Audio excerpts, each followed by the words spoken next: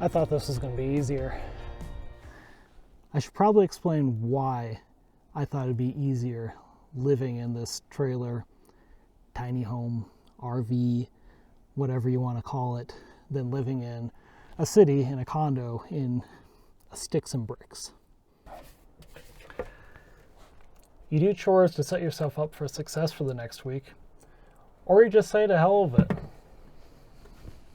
Trying to both do the chores on the weekend and go out and have a good time was never a successful adventure for the two of us. So we left that all behind for what was supposed to be a simpler life.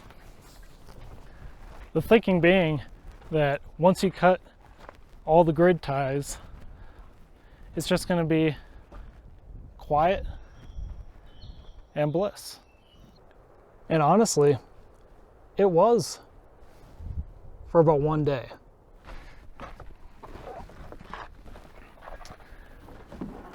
But then you see, you need water.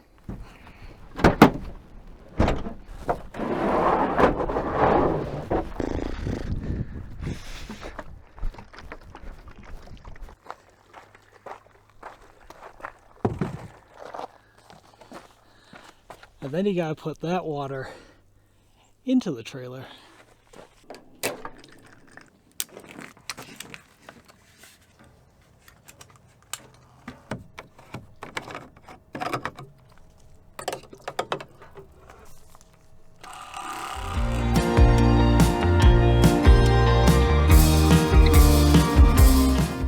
But it doesn't end there. Then you have to purify the water.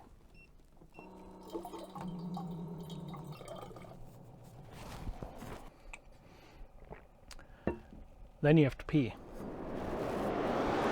And then for our favorite part of the day, you have to dump the pee tank.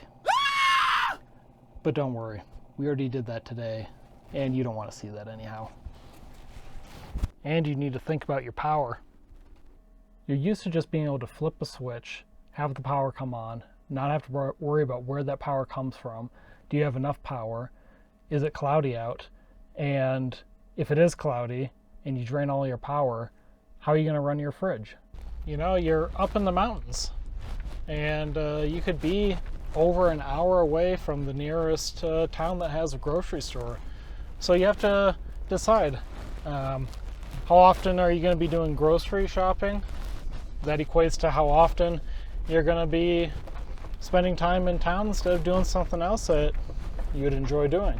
But the trade-off for all those chores, you're in the mountains. It's freaking awesome. Okay, I've painted a picture at this point of some of the daily complications that go into living off grid, at least for us at the 2-month mark. And if you've watched our previous video, which I'll link up above, you'll also know some of the additional complications that we've had to adjust through while living this lifestyle.